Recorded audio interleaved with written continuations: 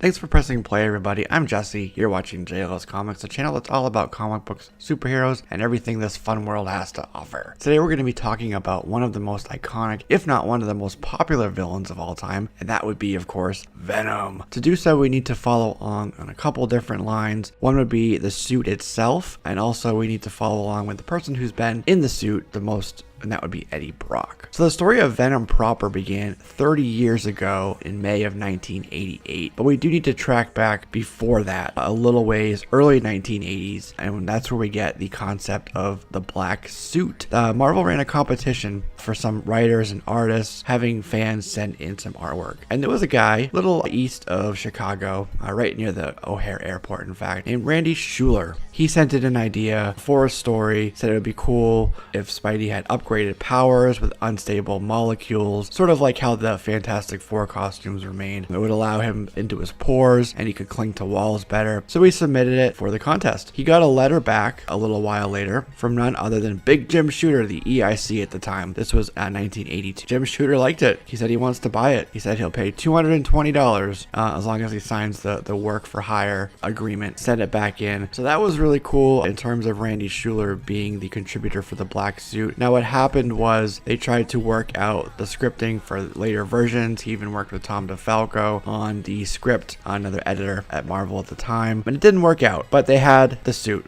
They were able to buy the suit. Now, what was really cool about this was very soon after, there would be a large event called Marvel Superheroes Secret Wars. And Jim Shooter was looking for a couple of things to sell to a toy line, one of which would be the superheroes, of course, for this event, as well as something that wouldn't be competing with some of the other main lines at the time, which would be He-Man. And he presented them with this idea that now we can do a black suit and we can do the traditional red and blue suit for Spider-Man. We can sell you more toys as part of this line. They loved it. So he ended up being in the Marvel Superheroes Secret Wars number 8, which told the origin. And we'll get to that in a minute. So the first black suit Spidey came in Amazing Spider-Man number 252, and that was May of 1984. So a couple of years after the contest. It was Randy Schuler, of course, setting that in. He should get credit for it. But Tom DeFalco and Mike Zeck were the ones on the book at the time. And then you get to Spider-Man proper and Eddie Brock, and you're looking at Amazing Spider-Man 299 and 300,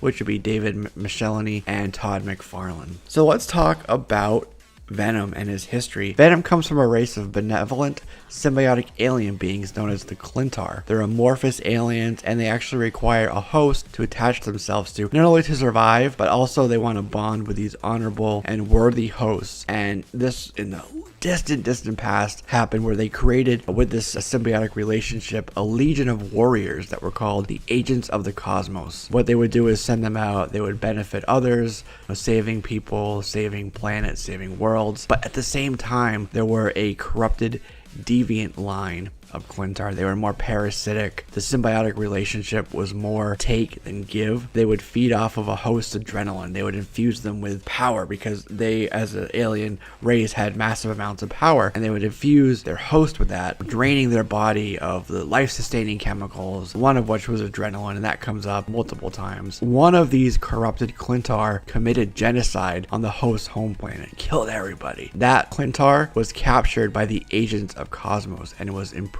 what was supposed to be forever. Now, generations later, there was a cosmic being. He was known as the Beyonder. He wanted to do an experiment, a big, massive cosmic experiment. So he pulled all these different areas of the cosmos together and made a patchwork planet called Battleworld. One of these happened to be including the prison where that corrupted Klyntar was held. Now, the superheroes of Earth, they were transported to Battleworld to battle each other for this cosmic experiment. And shortly after one of the battles, Spider-Man was seeking out a way to repair himself. He had just fought in a battle. He went into a lab and he encountered a dark blob of matter that instantly wanted to bond with him. I do want to note here that it was in 2015, a later Secret Wars event, went on one of the tie-ins called Deadpool's Secret Wars, where this was sort of retconned to where Deadpool was the one who discovered the Klyntar blob first, but Deadpool actually put it back quickly when he realized it was an alien thing. And this was like right before Spider-Man entered the room. But this whole story here, and this was well before Deadpool came into being from Mr. Liefeld, was Marvel Superheroes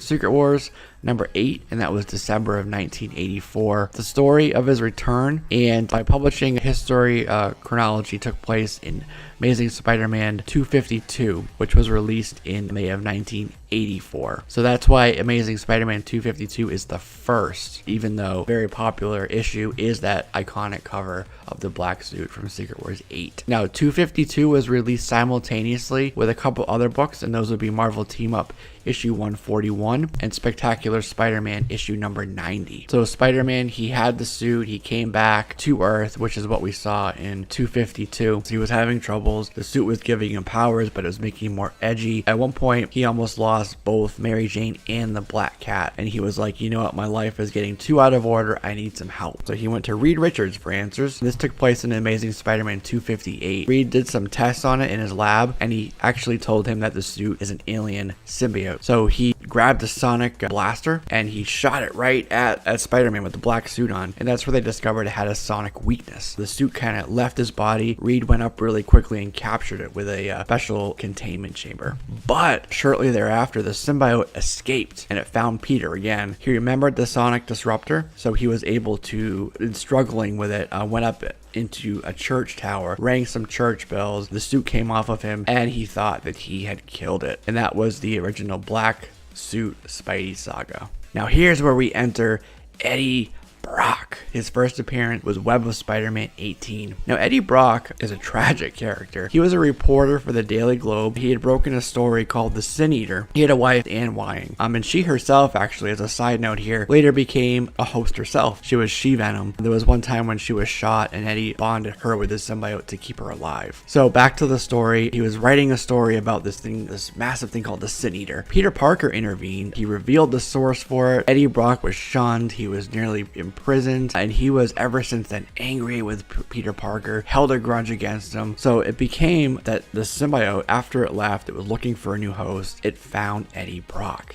It was one of these corrupted hosts that paired up with a corrupted symbiote. So it bonded with him, ended up fighting with Spider-Man at one point, which is where Spider-Man forced him to deplete all of his webbing. Eddie didn't have any when he was fighting him with the suit. Spider-Man was able to capture him and was able to imprison him at Fantastic Four headquarters in a sonic container, basically kept him in a vegetative state. Brock was actually at this point sent to Rikers Island. Now here is where Eddie Brock was cellmates and he was enemies with the serial killer named Kletus Cassidy. When they escaped, a piece of that symbiote found its way over to Kletus and attached itself to Kletus. Kletus became a villain known as Carnage, who very shortly after this terrorized New York City in one of, in my opinion, the best events of the 1990s called Maximum Carnage. Carnage had a symbiote branch off of him that Venom actually named called Toxin, but that was later on. That was Venom versus Carnage. Issue 2 is the cameo, and issue 3. So shortly after we have this Maximum Carnage event, Eddie Brock struck up a truce with Spider-Man, moved to San Francisco, and he became what was called the Lethal Protector. He was just trying to fight on the side of good, although Spider-Man really did not agree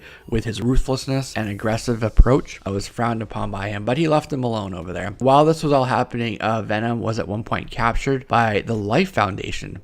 He was forced to make from his own body the suit that really couldn't leave him now 5 more symbiotes. We learned later on in Planet of the Symbiotes and in Carnage USA, which is a miniseries from 2011, that these 5 symbiotes had names, which were Scream, Lasher, Phage, Agony, and Riot. Now later on to 2003, it was revealed that Eddie Brock, even before he had the symbiote, had cancer. And it's here that we learned that the symbiote bonded with him not only because of his hate for Spider-Man, but also his cancer was causing his body to release a large amount of adrenaline. And the symbiote wanted that. It was hungry for it. It would feed off of it. So what happened at this point, Eddie just didn't want the suit anymore. He knew that if he got rid of it though, the cancer would kill him pretty quickly. But he sold it off to the mob, changed hands a couple times, but eventually landed in the hands of Mac Gargan, who was a villain known for the longest time as the Scorpion. But he became another Venom. So Eddie, just kind of done with the world, with the symbiote, he was dying from his cancer. He decided to volunteer at a place called Feast Shelter. It's an acronym. It's a charity that would help the homeless, but it was in fact a front for Mr. Negative and his criminal activities in town. Mr. Negative was actually able to cure Eddie of his cancer. He used his powers paired with trace remnants of the symbiote that was still in Eddie's bloodstream. He became this new mindless symbiote that Eddie had control over, but he became known as Anti-Venom. Now, it was these same experiments, the base of them at least, were later used in a project called Project Rebirth 2.0. This was a new start to the original program that created Captain America. So this new super soldier program took this guy named Flash Thompson. Spider-Man knew as far back as high school. He'd gone off to fight in the war. He became Army Ranger. He lost his legs, so he was a perfect candidate for this program. They bonded him with the symbiote, created a super soldier who used the symbiote to mask as his legs. And at one point, he was pretty successful with this. The Avengers put Flash Thompson on the Guardians of the Galaxy team as an envoy. He became the Venom Space Knight. He did really good things there and eventually became the latest agent of the cosmos, which I told you about earlier.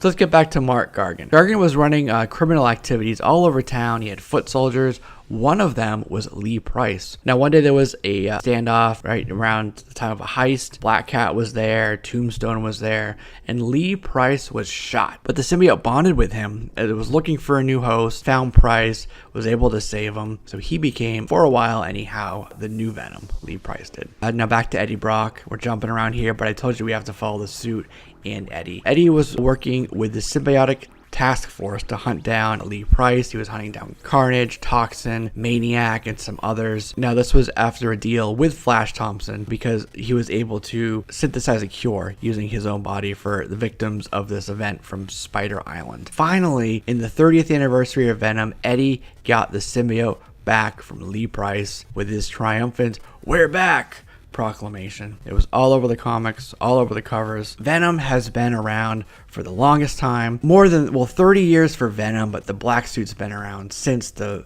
early to mid 1980s. He's transcended multiple mediums. He's been in Spider-Man 3. He's got this movie coming up, self-titled movie based on both Ultimate Venom and the Lethal Protector story I told you about. He's been in animated movie, TV series, video games like Ultimate Spider-Man, Future Fight, Marvel vs. Capcom Infinite. So he is around. He is here to stay. His star is on the rise. Marvel is doing so many things with Venomized, Poison X, Edge of Venomverse, all of these different things to really highlight Venom and all of his lethal goodness.